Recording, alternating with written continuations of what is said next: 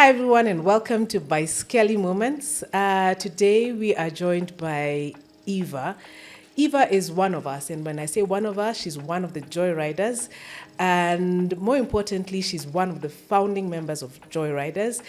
And today, we get to talk to her a little bit about cycling, a little bit about herself. And as usual, I'm joined by my host, Kahaki. Hello.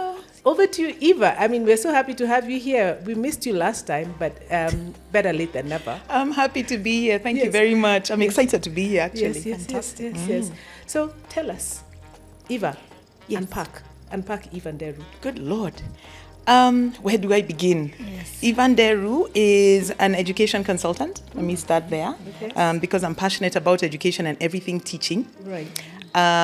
Which probably led to the co-founding of Joyriders. I started riding during the Corona pandemic. Yes. I used to run, actually. Did you know that about me? No, I didn't. No. I used to run, not very long. I'm not madness like you guys, but I used to run between 5 and 15 kilometers every day. Check me out. Come on. By the way, this is a revelation. News, imagine. Yeah. I didn't know that. Yep. Yeah. Right, okay. So, because aches and pains, I need to do something more vigorous. Until Evelyn called me one day, Evelyn Getao, who you both know very well. Yeah. She called me one day and she said, I met these guys. They said, I've never ridden before. They said, I'd like to, if I come and ride with them, 3 sessions is all it'll take and I'll be riding. Yeah. And I was like, yeah, whatever. Anyway, so that's how I fell into cycling. Yeah. So we started cycling during Corona, and for almost 4 years later, here we are. Right. And it's been a marvelous ride. It has Pun intended. Very funny. Yes, but true. Yeah. It has been a marvelous ride. There have been amazing ups. There have been, unfortunate downs. In my case, in the last 6 months or so, I haven't been on a bicycle very much because I had some injuries, mainly because of, bad posture. When you get tired and a bit lazy, you start doing things you ought not to be doing. Right. So there are bits and pieces of myself that are a little bit painful. Right. And so it was recommended that I stay off the bicycle for maybe 3 months or so. Right. It ended up being 5. Right. But I'm getting back. You're slowly Getting back on the saddle, so to speak. Right. So tell us, Eva, you when you started riding, you were like us, like kind of newbie, etc. Then Rose and I, as we said in our previous interview with Joyriders, we took a break from it, or we stopped for whatever reason before we came back. And when we came back, you guys had gone from 0 to 125. Yes. And literally. Yes. And you went on to do a lot of competitions and really became a very strong rider. Just tell us a little bit about that journey, and then really what are the things that happened? What are the positive things that happened through that? Okay. Like I said, we started in August, and I had a really bodore bicycle. And no offense to the person who gave it to me, a really bodore bicycle. Yeah. Translation, it was terrible. It was very heavy. Yeah. And as you now know, a heavy bicycle makes life very difficult when you're especially when you're going uphill. Yes.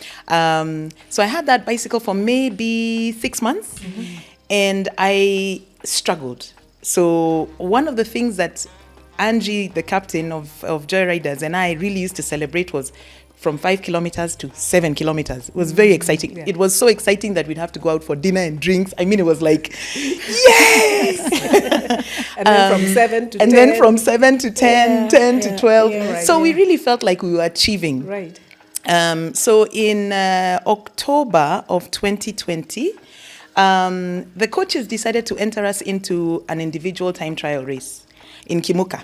And if you know Kimuka, the hills are like this. The hills are hills. The hills are real hills before you get to mountain level. Yeah. It was 36 kilometers, and everyone was sort of passing us by as though we had packed. You're cycling with everything you've got. Yeah. And then you start asking yourself, isn't it just worth it? I should just get off the bike, sit on the tarmac, because everybody's passing me as though that's how I am. Yeah. Then it rained very heavily. But I finished. Yeah. So that was the beginning of my love affair with cycling. Right. Shortly after that, I got myself a bicycle, like the one I have now. And I realized it was actually a lot of fun riding with a proper bicycle that bike. moves, that sort of I can connect to. We've been talking about this a little Yes, bit. You yes. put your cleats in the pedals and you move. It's like one animal moving together. Yes. It's a well-oiled machine. It's a well-oiled machine. So fast forward, I was entered into several races. I must say I was entered into several races. Yeah. You didn't enter yourself. I you were didn't enter entered. myself. Yes, In fact, most of the time I was kicking and screaming. Yeah. But I ended up on the podium. I'd enter a race, and whether it was on road or off road, and I'd be on the podium, third place, second place, in one instance, first place. Yay! So that's how I really got into cycling. Between 2020 and 2021, we were riding maybe 6 days a week. Wow. So when you guys were on break, Angie and I were cycling with the kids, and we'll talk about the kids a little bit. But we were cycling with those guys, and they're really sort of inspiring and Yes. scary at the same time. Yes, they are. 5-year-old just. Yeah.